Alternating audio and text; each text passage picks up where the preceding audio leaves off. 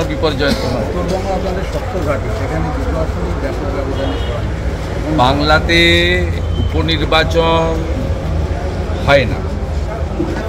আপনার কিছুদিন আগে ধূপগুড়িতে 4000 ভোটে আমাদের জেতা সিটে আমাদের হারিয়ে দেওয়া হয়। সেই ধূপগুড়ি থেকে গত লোকসভা ভোটে জয়ন্ত রায় 20,000 ভোটে জিতেছে। এই মাদারিহাটে যখন সাধারণ নির্বাচন হবে তখন 30-40 হাজার ভোটে বিজেপি প্রার্থী জিতবে। উদাহরণটা দিলাম তো ধূপগুড়ি। অতএব এটা নিয়ে টকশোতে আপনারা বলতে পারেন, এটা নিয়ে আমরা ভাবিত না। এবং গতকালও আমি বলেছিলাম যে পশ্চিমবঙ্গে উপনির্বাচনের ফল নিয়ে এখানে ভোটই হয় না। উপনির্বাচন নির্বাচন 26-এ হবে এবং মহারাষ্ট্রের মতোই নির্বাচন হবে। তবে এক্ষেত্রে আমি বিরোধী দলনেতা, আমি সংগঠনের আভ্যন্তরীণ বিষয়ে নাক গলাই না, যুক্তও থাকি না।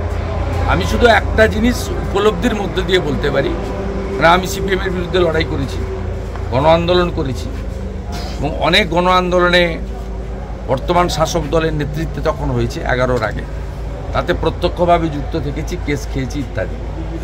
তাতে দুটো জিনিস আমার উপলব্ধিতে এসেছে, নির্বাচনমুখী সংগঠন এবং আন্দোলনমুখী দল বা মোর্চা।